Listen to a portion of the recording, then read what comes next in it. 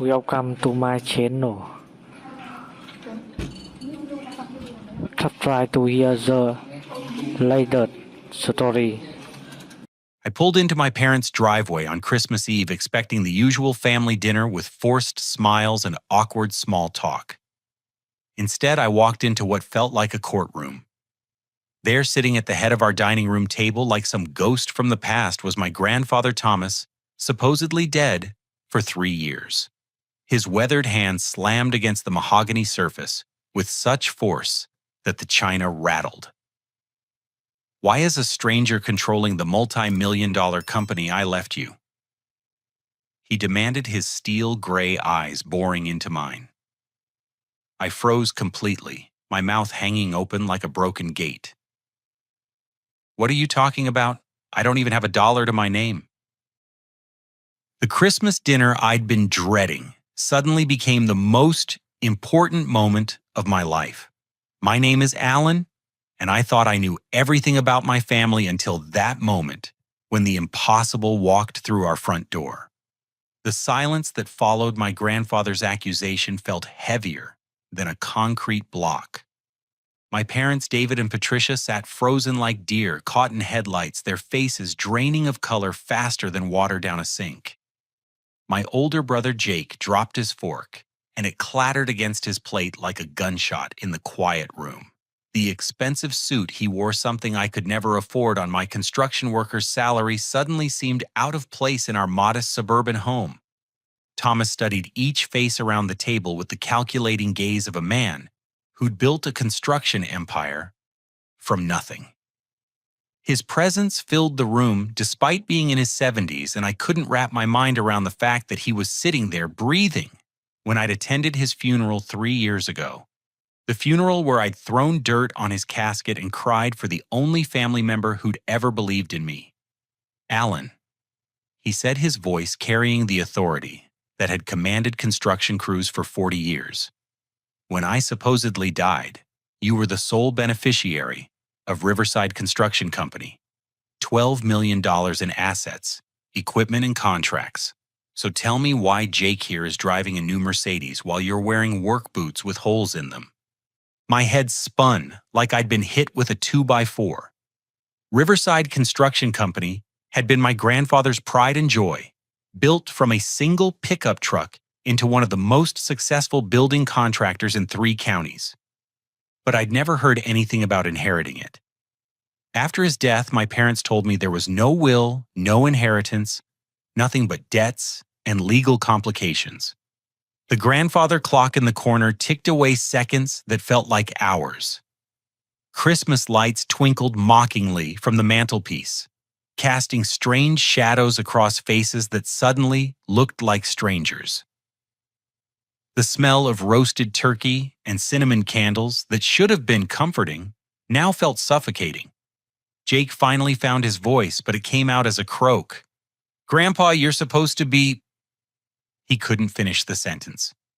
"Dead," Thomas supplied with a bitter laugh. "That was the general idea, wasn't it?" Before anyone could respond, the sound of sirens pierced the winter night. Car doors slammed outside, and heavy footsteps pounded up our front porch steps. My father jumped up so quickly, his chair toppled backward, crashing to the floor. The doorbell rang, once followed immediately by authoritative knocking that could only mean one thing. Through the frosted glass of our front door, I could see the unmistakable silhouettes of police officers, their badges glinting under the porch light. My mother, Patricia, clutched her pearls, real ones. I now realized not the costume jewelry she'd claimed they were when I asked why she could afford them, while I struggled to pay rent on my studio apartment. Her lips trembled as she whispered, "This can't be happening." Thomas stood up slowly, his movements deliberate and confident. "Actually, Patricia, this is exactly what's supposed to happen." The knocking grew more insistent, and a voice called out, "Police, open the door, please." Everything I thought I knew about my family was about to crumble like a house built on sand. As I moved toward the front door on unsteady legs, I caught sight of my reflection in the hallway mirror. 28 years old, wearing the same flannel shirt I'd owned for 5 years, looking every bit the struggling construction worker I'd become while apparently my family lived off money that should have been mine. The Christmas dinner that was supposed to bring us together was about to tear us apart in ways I never could have imagined. I opened the front door to find two uniformed officers and a detective with sharp eyes and graying temples. The older of the three, a woman with sergeant stripes, spoke first. "We received an anonymous tip about ongoing fraud at this address. May we come in?" My grandfather's voice carried from the dining room. "Officers, please join us. I'm the one who called you." The detective, who introduced herself as Sarah Chen, stepped into our home with the confidence of someone who'd seen every kind of family drama imaginable. Her dark hair was pulled back in a no-nonsense bun, and her brown eyes missed nothing as they swept across our Christmas scene. "Mr. Thomas Brennan," she said, recognizing my grandfather immediately. "It's good to see you alive and well." The word "alive" hit the room like a physical blow. My mother gasped and grabbed the doorframe for support. My father's face went from pale to gray, and Jake looked like he might throw up all over his expensive shirt. Thomas gestured for everyone to sit back down while the officers remained standing. "Detective Chen and I have been working together for the past 8 months, he explained calmly. "You see, Alan faking my own death was the only way to expose what your family was planning to do to both of us." My legs gave out, and I collapsed into the nearest chair. 8 months. He'd been alive for 8 months while I grieved him, visited his grave, and struggled to understand why life felt so impossibly difficult without his guidance. "I don't understand any of this," I managed to say. "You're supposed to be dead. I was at your funeral. I watched them lower your casket into the ground." Detective Chen pulled out a thick folder and set it on our dining room table next to my mother's carefully arranged poinsettias. "What you witnessed was an elaborate fraud orchestrated by your parents and brother. The casket contained sandbags weighing approximately 180 pounds to match your grandfather's weight." Thomas leaned forward, his eyes never leaving my face. 3 years ago, I discovered something that broke my heart. My own son and daughter-in-law had forged my will, planning to steal your inheritance and eventually eliminate both of us. The words hit me like falling concrete. My father, my own father, had been planning to kill me. "The original will left everything to you, Alan," Thomas continued. "Riverside Construction Company, the equipment yard, all contracts and assets. $12 million total. But somehow a new will appeared after my supposed death, leaving everything to Jake." Jake finally spoke up, his voice shaking. "This is insane. Grandpa's been dead for 3 years. This is some kind of con game." Detective Chen opened her folder and pulled out a death certificate. "This is the falsified document your family filed with the state. Notice the signature of Dr. Marcus Williams, who we arrested this morning for falsifying medical records. He's already confessed to everything in exchange for a reduced sentence." My mother started crying, but they weren't tears of joy at seeing her supposedly dead father-in-law alive. They were tears of fear of someone whose carefully constructed lies were collapsing around her. "Patricia," Thomas said, his voice gentle but firm, "I know about the sedatives. I know how you kept me drugged for 3 weeks before the fake funeral, making me appear to be dying of natural causes. I know about the bribes to Dr. Williams and the funeral director. I know everything." The room felt like it was spinning. My entire family, everyone except my grandfather, had conspired to steal from me. While I'd been working 60-hour weeks at various construction jobs just to afford groceries, my brother had been living off money that rightfully belonged to me. Detective Chen pulled out more documents. "For the past 3 years, your brother has been selling off company assets. Heavy machinery worth hundreds of thousands of dollars sold to competitors at below-market prices. Longtime employees have been fired and replaced with cheaper labor. The company your grandfather built over 40 years has been systematically destroyed. I thought about all the times I'd asked my family for help when I couldn't make rent or afford car repairs, how they'd told me times were tough, money was tight, maybe I should look for better work. Meanwhile, Jake had been driving luxury cars and wearing designer clothes paid for with my inheritance. The most heartbreaking part, Thomas said, reaching across the table to squeeze my hand, was watching you struggle while they lived in luxury. You're a good man, Alan. You work hard, you're honest, and you deserved so much better than what they gave you. Detective Chen nodded toward her officers. David Brennan, Patricia Brennan, Jake Brennan. You're under arrest for fraud conspiracy, falsifying death records, and conspiracy to commit murder. The words conspiracy to commit murder echoed in my head like a bell that wouldn't stop ringing. My own family hadn't just stolen from me, they'd planned to kill me. As the handcuffs clicked into place around my father's wrists, he finally looked at me. There was no remorse in his eyes, only anger at being caught. You always were his favorite, he spat. Everything handed to you on a silver platter. I stared at him in disbelief. A silver platter. I'd been living in poverty while they spent my money. The delusion was staggering. Thomas stood up and walked over to me as the officers led my family away. I'm sorry you had to learn the truth this way, son. But I couldn't let them destroy you the way they destroyed everything else I worked for. Through the front window, I watched my parents and brother being placed in separate police cars, their Christmas dinner ending in the back seats of squad cars. The surreal nature of it all made me feel like I was trapped in someone else's nightmare. Detective Chen handed me her business card. There's a lot more to discuss, Alan. Your grandfather has been gathering evidence for months. Tomorrow we'll need you to come to the station to hear the full scope of what they did. As the police cars drove away, taking my family into the night, I sat alone, with the grandfather I'd thought was dead, trying to process the fact that my entire life had been built on lies. The Christmas tree lights continued twinkling cheerfully, oblivious to the fact that everything I'd believed about my family had just been shattered beyond repair. The next morning, I met Detective Chen and my grandfather at the police station downtown. The building smelled like coffee and disinfectant, and the fluorescent lights buzzed overhead like angry insects. I hadn't slept a minute the night before, my mind racing with questions that seemed to multiply faster than I could process them. Detective Chen led us into a conference room where the table was covered with boxes of documents, photographs, and what looked like enough evidence to fill a small library. The scope of it overwhelmed me before anyone said a word. Alan. Thomas began settling into a chair across from me. What I'm about to show you will be difficult to hear, but you need to understand exactly how deep this conspiracy went. Detective Chen opened the first box and pulled out a stack of medical records. Let's start with your grandfather's supposed illness.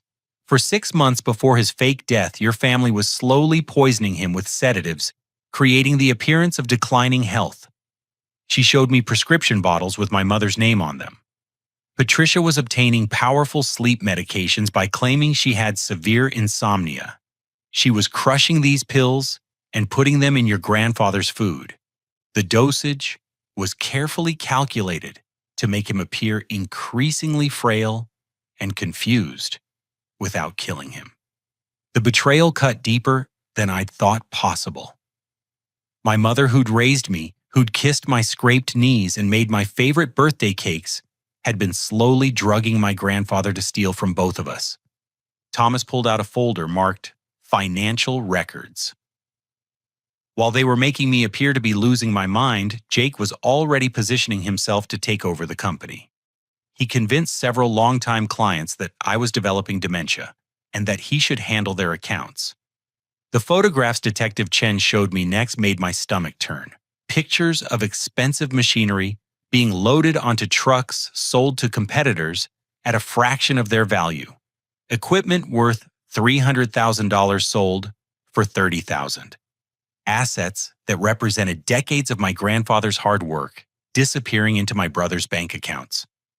23 loyal employees were fired during the first year after the fake funeral. Thomas explained, his voice heavy with regret.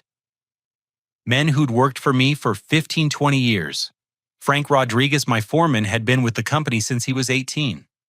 Helen Morrison, my accountant, had managed our books for 12 years, all of them thrown out so Jake could bring in cheaper workers and pocket the difference. I thought about Frank Rodriguez, a man I'd known since childhood. He'd taught me how to use power tools and had always said I had natural talent for construction work. After my grandfather's supposed death, I'd lost touch with all his employees, assuming the company had simply closed down due to debt.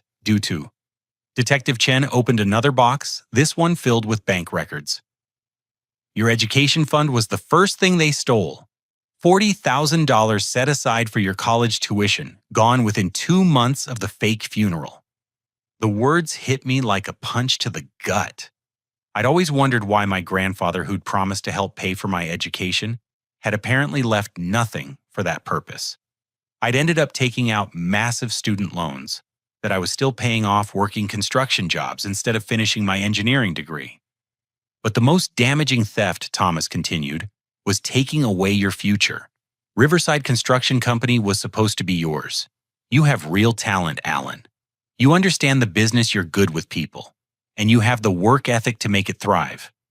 Instead, I'd spent 3 years believing I was just another construction worker with no prospects, no family business to inherit, no security for my future. Jake had stolen not just money, but my sense of purpose and belonging. Detective Chen pulled out a recording device.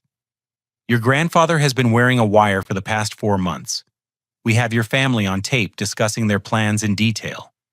She pressed play, and my father's voice filled the room. The kid's getting suspicious about why he never got any inheritance. Maybe it's time for that accident we discussed. My mother's response chilled my blood. Make it look like a construction site accident. Those happen all the time. Jake's voice joined the conversation. I've already picked out the site. That new apartment complex on 5th Street, faulty scaffolding, 20-foot fall. Quick and clean. I had to grip the edge of the table to steady myself. They weren't just talking about stealing money, they were planning my murder with the casual tone of people discussing weekend plans. Thomas reached across and took my hand. I'm sorry you had to hear that, son, but you needed to understand how far they were willing to go. Detective Chen stopped the recording. We have hours of conversations like this. They also discussed how to handle your grandfather if he ever surfaced planning to claim he was an imposter, suffering from dementia. The evidence kept piling up like debris from a demolished building. Forged signatures on legal documents, bribes paid to Dr. Williams to falsify medical records payments to the funeral director to participate in the fake burial. Even the cemetery plot had been part of the scam. They'd buried an empty casket while my grandfather recovered in a safe house gathering evidence. Emma Walsh, your ex-fiancée. Detective Chen continued pulling out another folder. Did you ever wonder why she suddenly broke up with you 2 years ago? The mention of Emma's name brought back all the pain of losing the woman I'd planned to marry. She said I was irresponsible with money, that I had no future prospects. Thomas's jaw tightened with anger. Jake approached Emma several months before she broke up with you.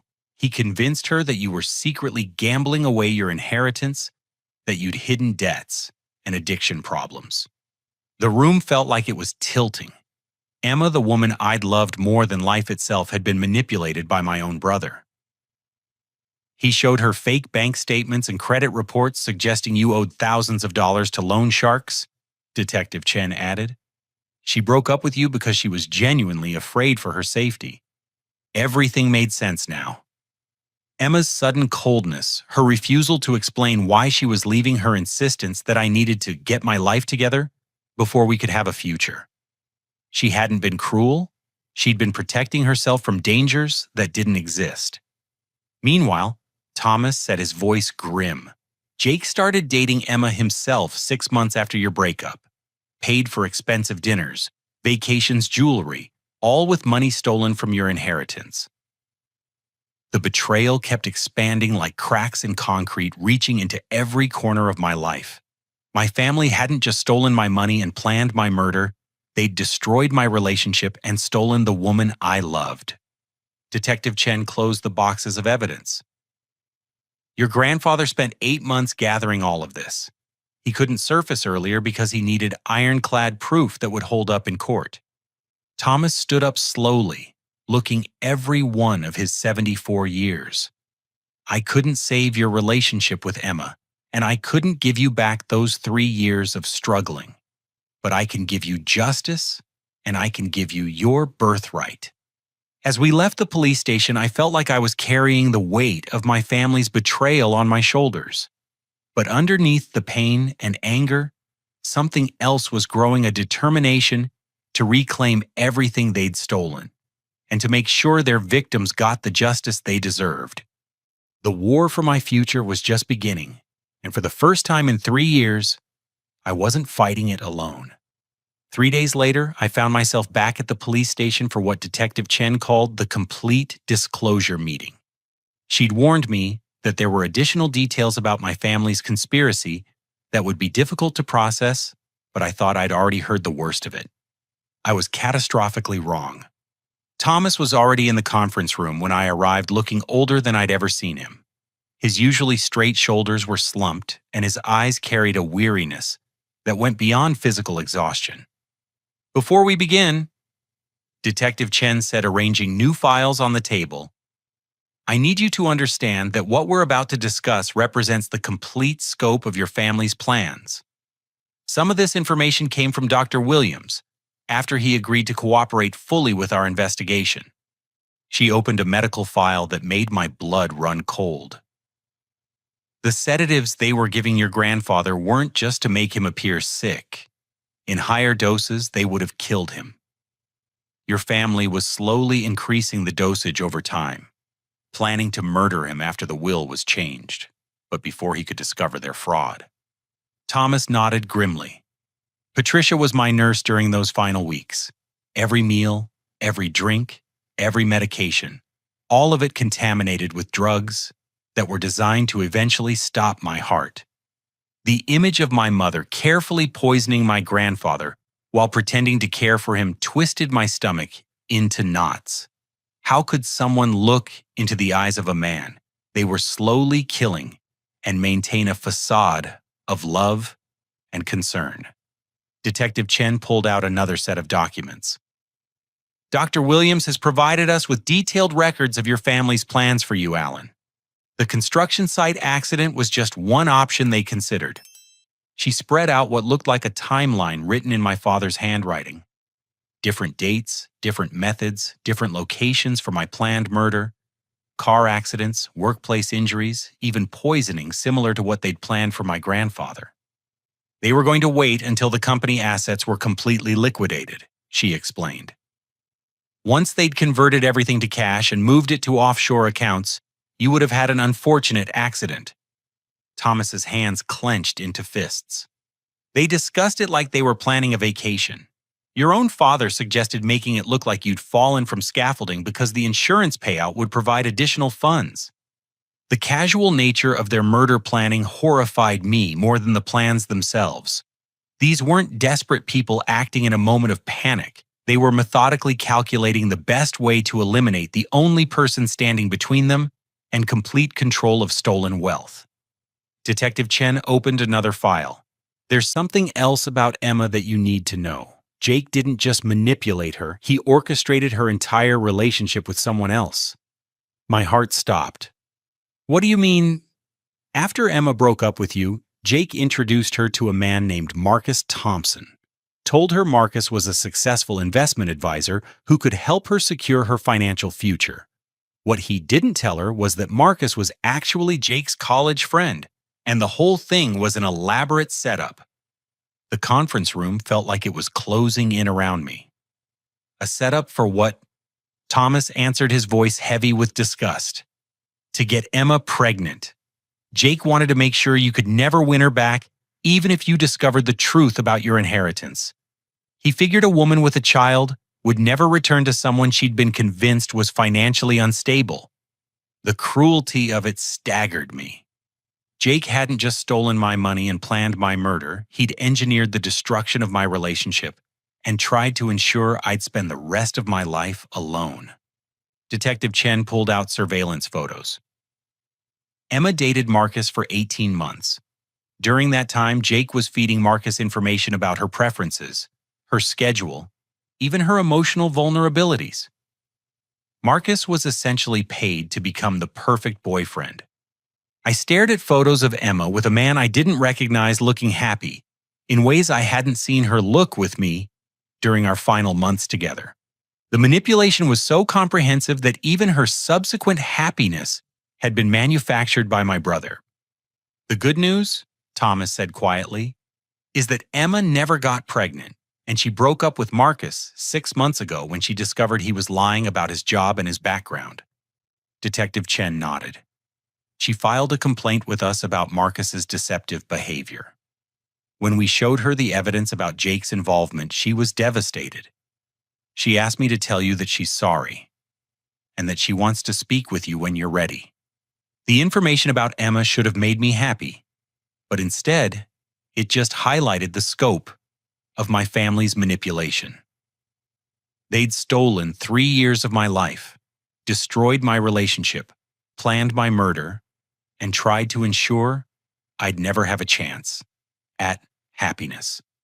There's one more thing, Detective Chen said, her voice becoming even more serious. We found evidence that you weren't their only target. Jake was systematically identifying other potential inheritance situations to replicate this scam. She showed me a notebook in Jake's handwriting filled with names of elderly people in our community and details about their family situations and assets. He was planning to approach other families with elderly relatives, offering to help them manage inheritances in exchange for significant fees. Essentially, he wanted to build a business around inheritance fraud. Thomas shook his head in disgust. He was going to use the money stolen from you to fund a criminal enterprise that would have destroyed dozens of families. The scope of my family's greed and cruelty seemed endless. They weren't just thieves, they were planning to become professional predators, targeting vulnerable families throughout our community. Detective Chen gathered the files.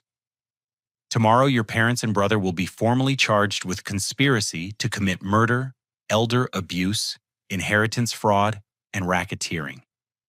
The evidence we've gathered ensures they'll spend decades in prison. As we left the police station, Thomas put his arm around my shoulders.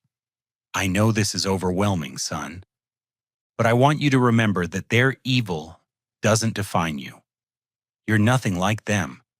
Walking to our cars, I felt like I was emerging from a nightmare that had lasted 3 years. My family's betrayal was complete.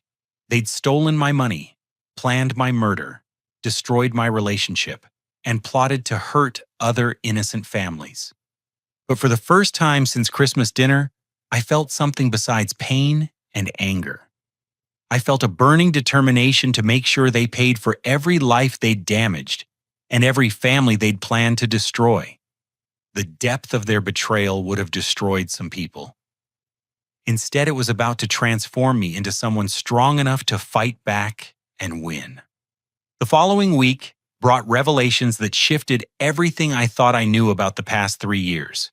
Detective Chen called me to the station again, but this time the conference room was filled with people I recognized, and their presence changed the entire dynamic of my situation. Frank Rodriguez, my grandfather's former foreman, stood up as soon as I entered the room. At 55, he was still built like the construction worker he'd been his entire adult life, with calloused hands and sun-weathered skin that spoke of decades spent building other people's dreams. "Alan," he said, gripping my hand firmly, "I've been waiting 3 years to have this conversation." Beside him sat Helen Morrison, the accountant, who'd managed Riverside Construction's books since I was in high school. Her gray hair was pulled back in the same neat bun she'd always worn, and her sharp blue eyes held the same intelligence that had made her my grandfather's most trusted business advisor. Detective Chen gestured for everyone to sit. "Frank and Helen have been working with your grandfather since the beginning. They're the reason we have such comprehensive evidence against your family." Thomas smiled for the first time since I'd seen him at Christmas dinner. When Jake fired them, they knew something was wrong. Helen had copies of all the real financial records, and Frank had documented every piece of equipment that was sold illegally. Frank pulled out a thick binder. "I've been photographing and recording everything for 3 years. Every time Jake sold equipment below market value, every time he fired long-time employees, every conversation I overheard about the company's future, all of it documented." Helen opened her laptop and turned it toward me. "I maintained parallel books showing the company's actual value versus what Jake was reporting. Riverside Construction should be worth $15 million. Now not the $5 million Jake claimed when he applied for business loans using fraudulent information." The difference was staggering. Not only had Jake stolen my inheritance, but he'd also managed to increase its value while systematically destroying the company's reputation and workforce. The equipment Jake sold. Frank continued flipping through photographs. "I tracked down every piece. Most of it went to Bradley Construction, owned by Jake's college roommate. They paid 30 cents on the dollar and agreed to hire Jake as a consultant once he'd liquidated everything." Detective Chen nodded. "We've arrested Bradley's owner as well. He knew he was buying stolen equipment and was planning to give Jake a position in his company once Riverside was completely destroyed." Thomas leaned forward. "Frank, tell Alan about the employees." Frank's expression grew serious. 23 people lost their jobs when Jake took over. Good people with families. Mortgages, kids in college. But here's the thing, we all stayed in touch. We've been meeting monthly for 3 years, trying to figure out how to prove something was wrong. Helen clicked through screens on her laptop. "We have documentation of every illegal firing, every safety violation Jake created by hiring unqualified workers, every contract he lost because of incompetent management. The evidence is overwhelming." A woman I didn't recognize entered the room and introduced herself as Rebecca Martinez, the attorney my grandfather had hired. She was younger than I'd expected, maybe 40, with the confident bearing of someone who'd built her career on fighting for people who'd been wronged. "Alan," she said, setting a briefcase on the table, "your grandfather has been paying me to prepare a comprehensive legal strategy. We're not just seeking criminal prosecution, we're going after complete financial recovery and restoration of your company." The phrase, "your company," hit me like lightning. For 3 years, I'd thought of myself as just another construction worker with no prospects. Now I was being told that I owned a multi-million-dollar business with loyal employees ready to return. Rebecca opened her briefcase and pulled out legal documents. "We've identified every asset Jake sold illegally, and we have grounds to reclaim all of it. The buyers will have to return the equipment or face prosecution as accessories to theft." Frank grinned for the first time since I'd entered the room. "We've also been keeping track of all the employees Jake fired. Every single one of them wants to come back. These people didn't just lose jobs, they lost family." Helen turned her laptop screen toward me again, showing a spreadsheet with names, contact information, and employment histories. "I've maintained records on everyone. We can have the core team back to work within a week of regaining control of the company. The loyalty of these people overwhelmed me. They'd been unemployed or underemployed for 3 years, but they'd maintained faith that somehow justice would prevail, and they'd be able to return to the company they'd helped build." Thomas reached across the table and squeezed my shoulder. "This is what real family looks like, son. People who stand by you even when everything seems hopeless." Detective Chen pulled out another folder. "There's something else. Dr. Williams, in exchange for cooperation, has provided us with evidence about other families Jake was targeting. We've prevented at least 4 other inheritance fraud schemes that were in the planning stages." Rebecca nodded approvingly. "Those families will likely file civil lawsuits against your family as well. The financial damage to your parents and brother will be catastrophic." Frank leaned back in his chair with satisfaction. Jake thought he was so smart firing all of us old-timers and bringing in cheap labor, but he didn't realize we'd been documenting everything from day one. Helen closed her laptop. "We knew Thomas was too smart and too careful to leave his company to Jake without safeguards. When Jake started making obviously bad decisions, we figured something was seriously wrong. The meeting continued for another 2 hours, with each person contributing pieces of evidence that painted a picture of my family's complete incompetence as criminals. They'd been so focused on the immediate theft that they'd ignored the long-term consequences of their actions. As we prepared to leave, Rebecca handed me a business card. Tomorrow we file for emergency restoration of your legal ownership of Riverside Construction. By next week, you should be the rightful president of your own company. Frank stood up and extended his hand again. Alan, I've been waiting 3 years to say this. Welcome back, boss. The word boss echoed in my head as I drove home that night. 3 days ago, I'd been a struggling construction worker with no family and no prospects. Now I was about to become the president of a multi-million-dollar company with loyal employees ready to rebuild everything my family had tried to destroy. For the first time since Christmas dinner, I felt something that had been missing from my life for 3 years: hope for the future. Within 48 hours of our strategy meeting, the legal counterattack began with the precision of a well-planned construction project. Rebecca Martinez had assembled a team of attorneys that moved through the court system like professionals who'd been preparing for this battle their entire careers. I stood outside the courthouse on a cold January morning, watching my family being led inside for their arraignment. They were no longer the confident manipulators who'd controlled my life for 3 years. David walked with hunched shoulders, his expensive suit wrinkled from spending several nights in jail. Patricia's carefully maintained appearance had crumbled. Her gray roots were showing, and her makeup couldn't hide the exhaustion of someone whose lies had finally caught up with her. But it was Jake who looked the most broken. The brother who'd stolen my inheritance, planned my murder, and destroyed my relationship, now shuffled along in handcuffs, his designer clothes replaced with an orange jumpsuit that made him look like what he'd always been underneath the facade, a common criminal. Rebecca met me at the courthouse steps. The judge has agreed to an emergency hearing for asset recovery. We should have preliminary ownership transfer within hours. Inside the courtroom, I watched my family face the consequences of their choices. The prosecutor laid out charges that sounded like something from a crime drama conspiracy to commit murder, elder abuse, inheritance, fraud, racketeering, and conspiracy to falsify death records.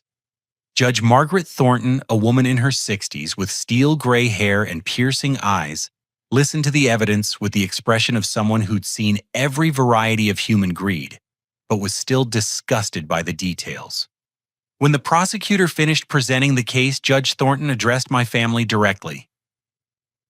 In 40 years on the bench, I have rarely seen such a comprehensive betrayal of family bonds and basic human decency. She set bail at $2 million each, money they no longer had access to since all their assets had been frozen. They would remain in jail until their trial, which Rebecca estimated would take place within 6 months. After the hearing, I drove directly to the offices of Riverside Construction Company, a building I hadn't visited since my grandfather's funeral. The receptionist, a woman Jake had hired to replace Helen's assistant, looked confused when I introduced myself as the new owner. "I'm sorry," she said politely, "but Mr. Jake Brennan is the owner of this company." Rebecca handed her legal documents. "Not anymore. These are court orders transferring ownership to Alan Brennan, effective immediately." Within an hour, the building began filling with familiar faces I hadn't seen in 3 years. Frank Rodriguez arrived first, carrying a toolbox, like he'd never stopped working there. Helen Morrison came next, wheeling a cart full of the financial records she'd maintained independently since being fired. One by one, the 23 employees Jake had terminated began arriving.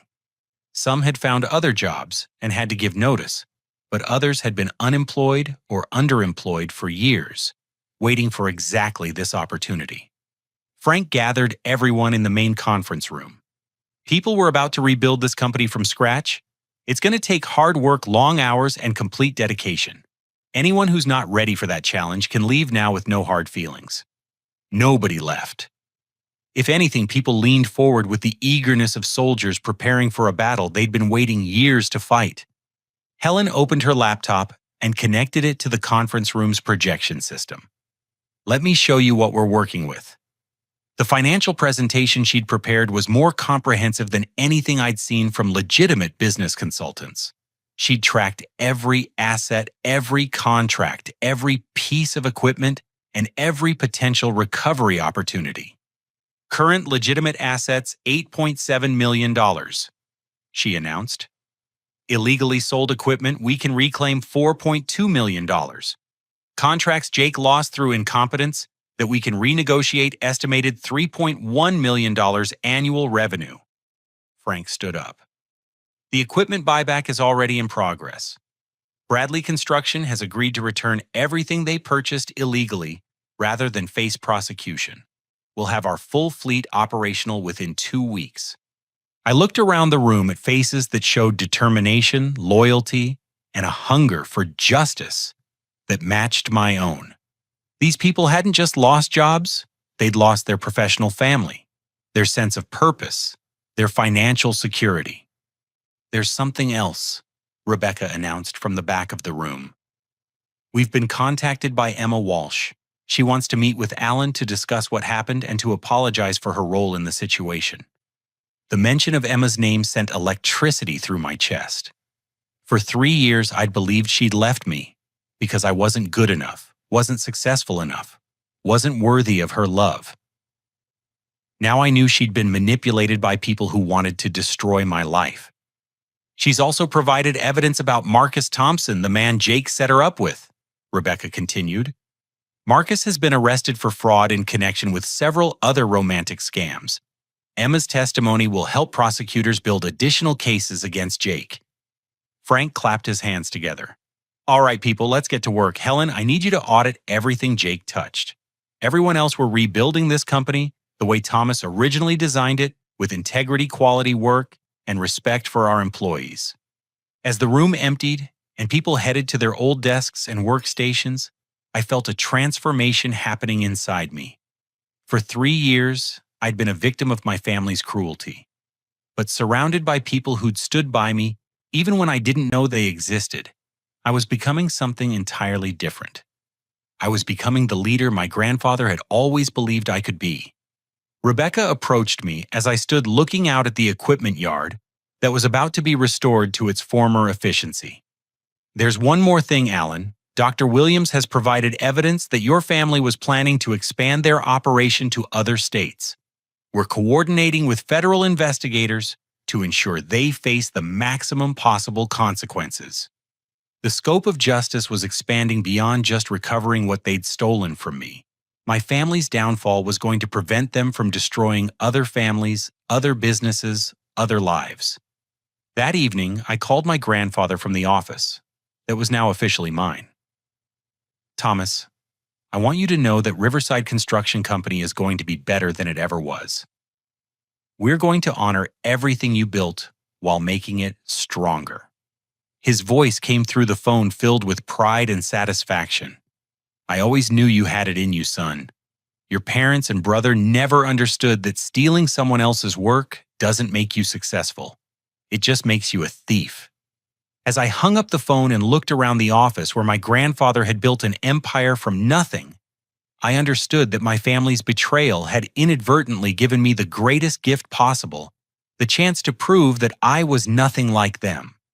The war was far from over, but for the first time in 3 years, I was fighting from a position of strength. 6 months later, I sat in the same courtroom where my family had been arraigned, but this time I was there to witness the final chapter of their criminal enterprise. The trial had been a media sensation locally, with newspapers calling it the most shocking family betrayal case in county history. Federal prosecutors had taken over the case after discovering the interstate nature of my family's planned expansion. Agent Sarah Martinez, Detective Chen's federal counterpart, had spent months unraveling a conspiracy that reached far beyond what any of us had initially imagined. David, Patricia, and Jake sat at the defendant's table looking like shadows of their former selves. 6 months in jail awaiting trial had stripped away every pretense of respectability they'd maintained while spending my stolen inheritance. The prosecutor assistant district attorney Michael Romano addressed the jury for his closing argument. Ladies and gentlemen, what you've heard over the past 3 weeks isn't just a story about greed. It's about the systematic destruction of everything decent about family relationships. He gestured toward boxes of evidence that filled half the courtroom. The defendants didn't just steal money. They poisoned an elderly man, faked his death, planned to murder his grandson, and destroyed a business that employed dozens of hardworking families. Judge Thornton had allowed victim impact statements, and I'd spent weeks preparing mine. When my turn came, I stood and faced the jury, but my words were directed at my family. For 3 years, I believed I was worthless. I began. I believed my own grandfather hadn't loved me enough to leave me anything. I believed the woman I wanted to marry had left me because I was a failure. I believed I had no future, no prospects, no value as a human being. Patricia started crying, but they weren't tears of remorse. They were tears of self-pity from someone who couldn't understand why her crimes had consequences. But the worst part, I continued, wasn't what they stole from me. It was what they stole from 23 loyal employees who lost their jobs, from elderly people in our community who they were planning to target next, from Emma, who was manipulated into believing lies about someone she loved. The jury listened with rapt attention as I described the ripple effects of my family's cruelty. How Frank Rodriguez had struggled to support his disabled wife without steady employment. How Helen Morrison had been forced to work part-time retail jobs despite having decades of accounting experience. How former employees had lost their homes, their savings, their sense of dignity. Dr. Marcus Williams had already been sentenced to 5 years in prison for his role in falsifying medical records. The funeral director who'd participated in the fake burial received 3 years. Even Marcus Thompson, Jake's accomplice in manipulating Emma, was serving 18 months for fraud. When the verdicts were read 3 days later, the sentences reflected the scope of their crimes. David received 25 years for conspiracy to commit murder, elder abuse, and racketeering. Patricia got 22 years for the same charges. Jake is the mastermind who'd orchestrated the day-to-day operations, received 30 years in federal prison. Judge Thornton's final words to them were measured, but devastating. You have betrayed every principle of family loyalty, business ethics, and basic human decency. The sentences I'm imposing reflect not just the crimes you committed, but the lives you destroyed, and the additional crimes you plan to commit. As my family was led away in shackles, I felt something I hadn't expected, not satisfaction or revenge, but a profound sense of closure. The people who'd stolen 3 years of my life would spend decades paying for their choices. Outside the courthouse, Rebecca Martinez handed me the final legal documents. All assets have been recovered. Riverside Construction Company is now worth $18.4 million more than it was worth when your grandfather supposedly died. Frank Rodriguez, who'd been promoted to vice president of operations, shook my hand firmly. Boss, we've got more contract offers than we can handle. Word's gotten out about what we've been through, and people want to do business with a company that stands for something. Helen Morrison, now chief financial officer, opened her tablet to show me our latest quarterly reports. We've hired 37 new employees, including 15 people who were laid off from other construction companies during the recession. We're not just rebuilding, we're expanding. The personal restoration was even more meaningful than the financial recovery. Emma had asked to meet with me the week before the trial, and our conversation had been both heartbreaking and healing. I'm so sorry, Alan, she'd said, tears streaming down her face. I should have trusted what I knew about you instead of believing what Jake told me. We'd talked for 3 hours, processing the manipulation and betrayal we'd both experienced. While we couldn't rebuild our romantic relationship, too much had happened. Too much time had passed. We'd found peace and friendship where there had been pain and confusion.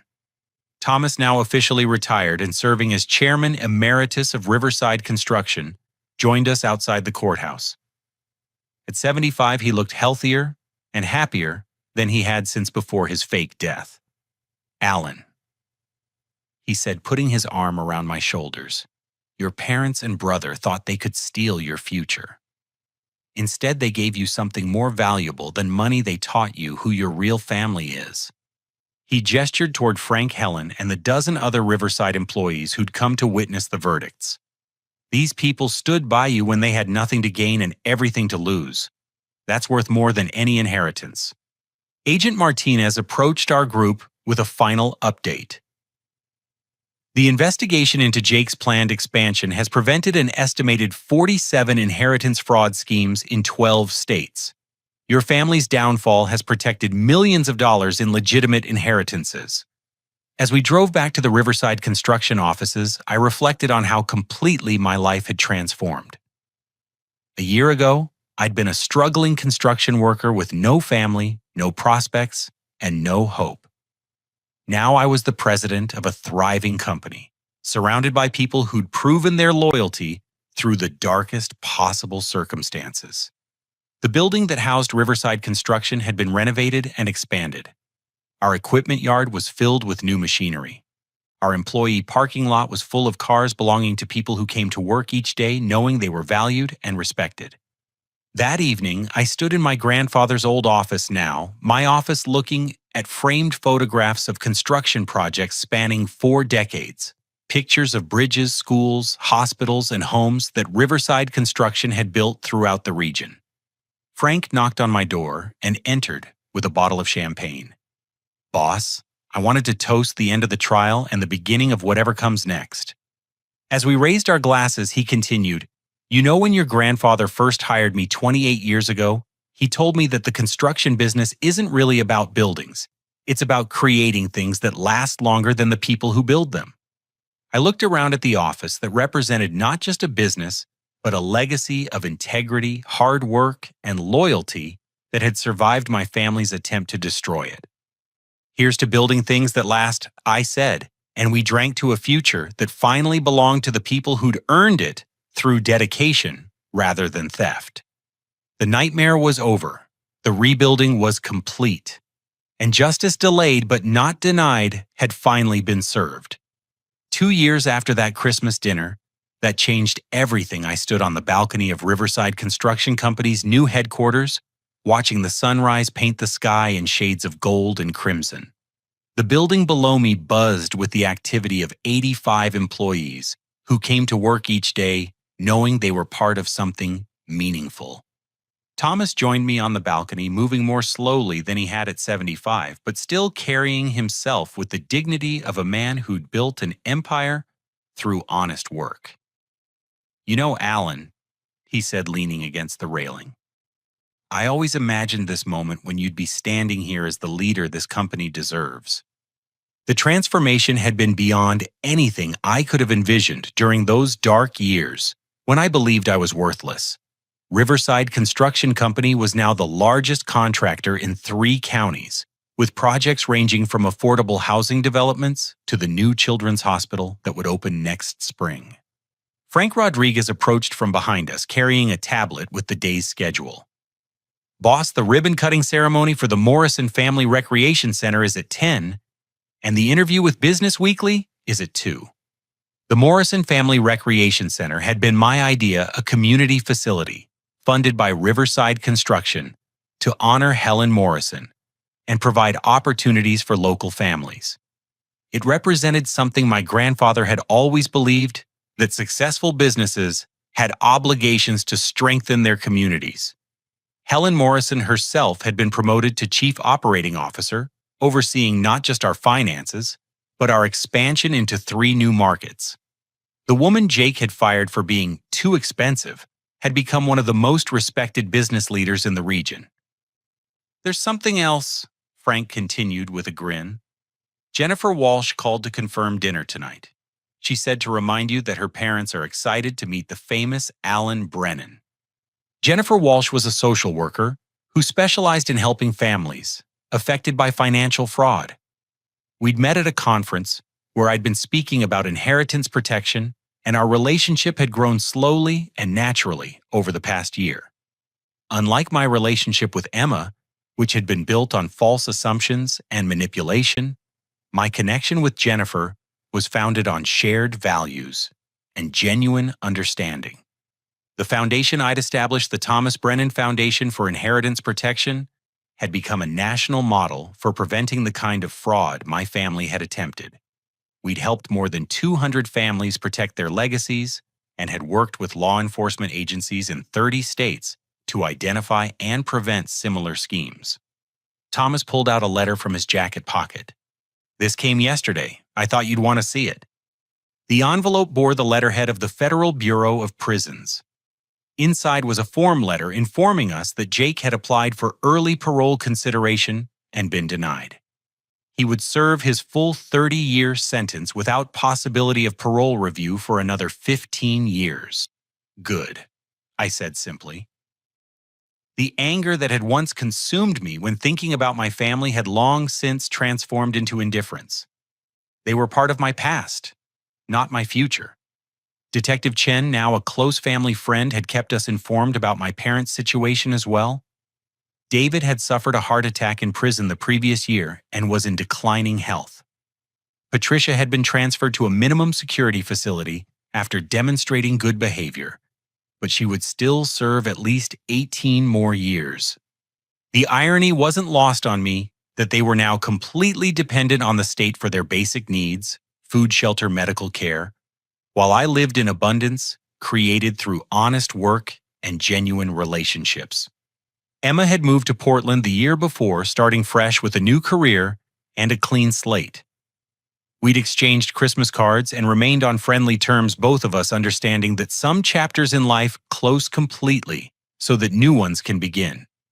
Dr. Williams had been released after serving 3 years and had lost his medical license permanently. Marcus Thompson was in a halfway house working at a gas station while serving the remainder of his sentence on supervised release. The ripple effects of justice had spread far beyond our immediate situation.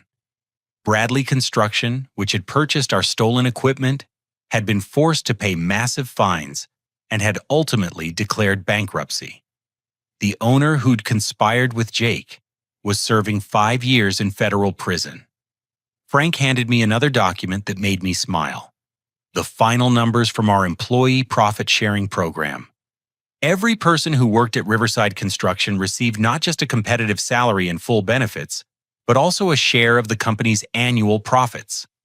The previous year, our average employee had received a bonus equal to 4 months of salary money that had paid off CARS-funded children's college educations and helped families achieve financial security. "You know what makes me proudest," Thomas said, looking out at the construction crews preparing for another day of building. "It's not the money or the recognition or even the justice. It's that you've proven that good people can win without becoming like the people who hurt them."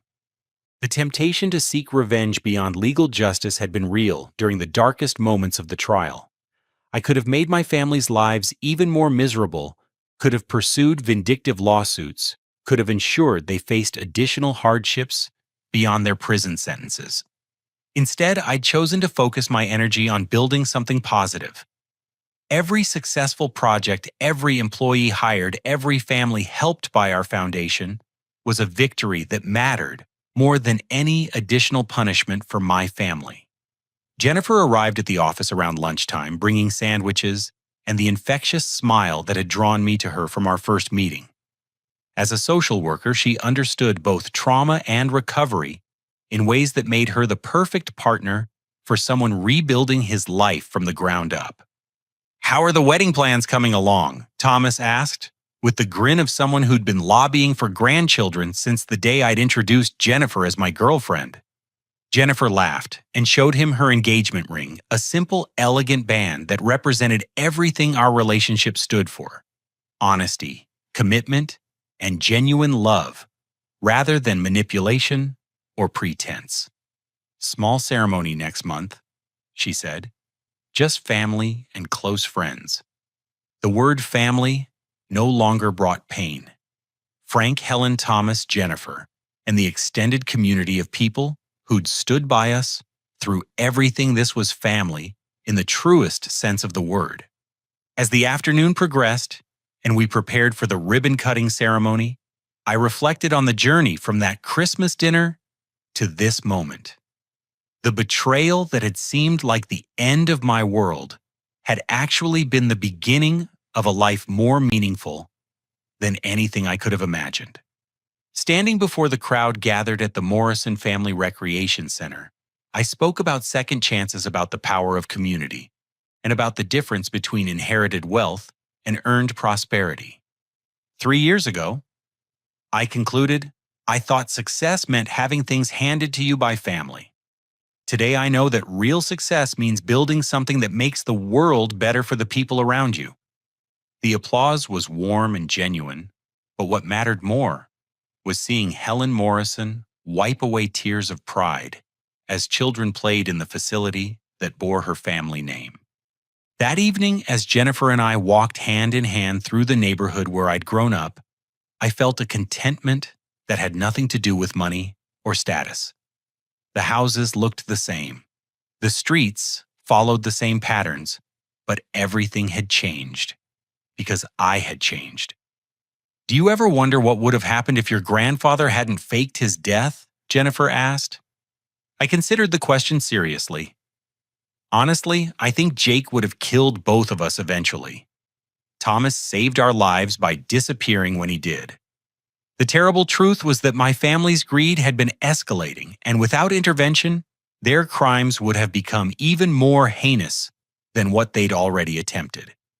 As we reached my house, the modest but comfortable home I'd purchased with legitimately earned money, I thought about the question I wanted to ask anyone who might be listening to this story. Jennifer, I said, what would you do if you discovered that people you trusted had been systematically destroying your life while pretending to love you? She stopped walking and turned to face me. I'd hope I'd have the courage to do what you did, fight back with truth instead of sinking to their level. As we went inside and began preparing for another day of building our future together, I realized that my family's betrayal had taught me the most valuable lesson of my life, that real strength comes not from what people give you, but from what you build with your own hands and heart. The Christmas dinner that had revealed my family's true nature had also revealed my own capacity for justice, leadership, and love. In trying to destroy me, they'd inadvertently created the person I was always meant to become. If you've made it this far in my story, I want to ask you something. Have you ever had to choose between seeking revenge and building something better? How did you handle betrayal by people you trusted? I'd love to hear your thoughts in the comments below. If this story resonated with you, please take a moment to like this video. It helps more people find stories about overcoming impossible odds and fighting back against injustice. Subscribe to my channel for more true stories about family drama, workplace conflicts, and the power of never giving up when good people stand together. And if you know someone who's facing their own family crisis or inheritance dispute, please share this story with them. Sometimes knowing that others have survived similar betrayals can provide the hope needed to keep fighting for what's right. Thank you for listening to my story and for believing that justice can prevail when good people refuse to give up. May your own family relationships be built on genuine love and respect, and may you never have to face the kind of betrayal I experienced. Until next time, remember that your worth isn't determined by what others give you. It's determined by what you build with your own integrity and determination.